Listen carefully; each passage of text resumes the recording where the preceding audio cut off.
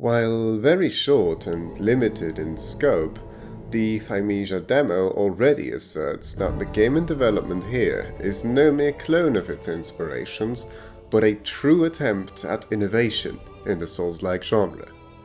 During my time with the demo, I was impressed by the combat mechanics and responsiveness of the controls, which are the most important factors to me when it comes to Souls-likes. In terms of graphical fidelity and set pieces, the game looks robust but does not offer anything outstanding in the demo. Its animations, however, are fluid and clear, making actions clearly readable. While I have a few minor complaints, I want to focus on the positives in this video, because what the game does well, it does really well. Since this was primarily a combat demo, let me explain what tools are available to you in it. Offensively, your character has a weapon in his right hand which you use to damage enemies. As you can see, when I damage an enemy, part of its health bar will turn green. This indicates wounds. Not hitting the enemy again for a while will cause the green portion of health to heal back. The basic inflicting of wounds is complemented by your claw attacks. These are slower than your regular attack, but deal direct damage to wounds, thus reducing the portion of health an enemy can regenerate. Because of this, a combination of normal attacks to inflict wounds and claw attacks to make the damage permanent seems like the quickest way to end an encounter. Defensively, the player character boasts 3 tools in the demo: a dodge to evade attacks, the ability to deflect enemy attacks, and throwable feathers to interrupt unblockable attacks. As is pretty much customary in the genre, the dash lets you, dash away from attacks to evade them, but also enables you to dodge through the attack with invincibility frames during its animation.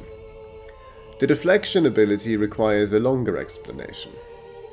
When an enemy is about to hit you, the dagger in your left hand can be used to deflect the attack. Successful deflections will not only negate damage done to you, but will cause damage to the enemy. Deflection cannot be spammed or held to block, and the window to get it right is pretty short, making it a high-risk, high-reward tool. This is similar to Sekiro's deflection system, but less forgiving because there is no blocking, at least in the demo.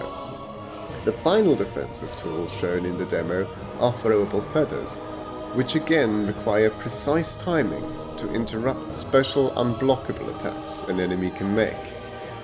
Before attempting such an attack, an enemy will glow green, giving you a warning.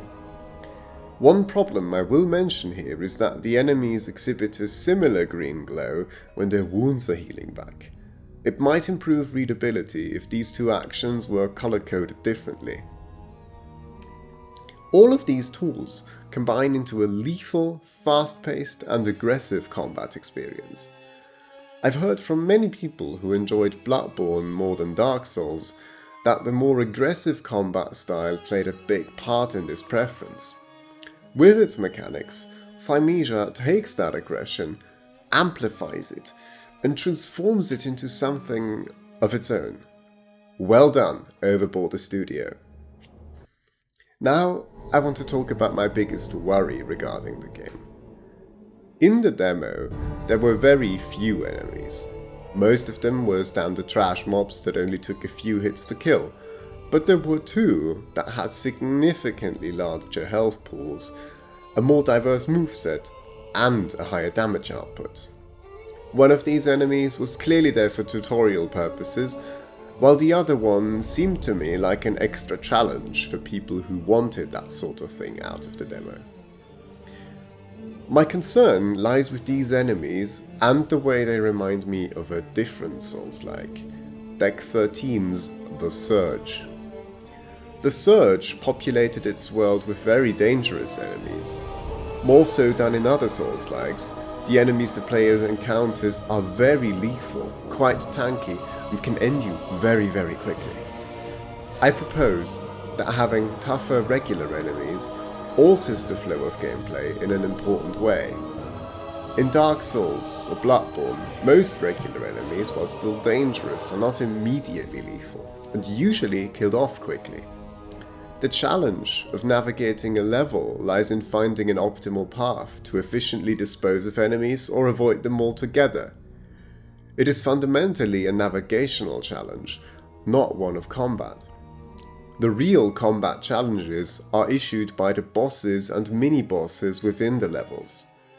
Because these two types of challenges differ, the player is given some respite. After each tough boss fight, where the pace is dictated by the boss's moveset, there is a level posing a more relaxed challenge where the player can set their own pace. This ebb and flow of intense combat provides the player with some rest and is something I think instrumental to keeping players engaged. If, however, your game world is populated primarily by enemies that could count as mini-bosses, that loop is altered. The combat during the traversal section of a level now requires nearly the same amount of focus as a boss fight.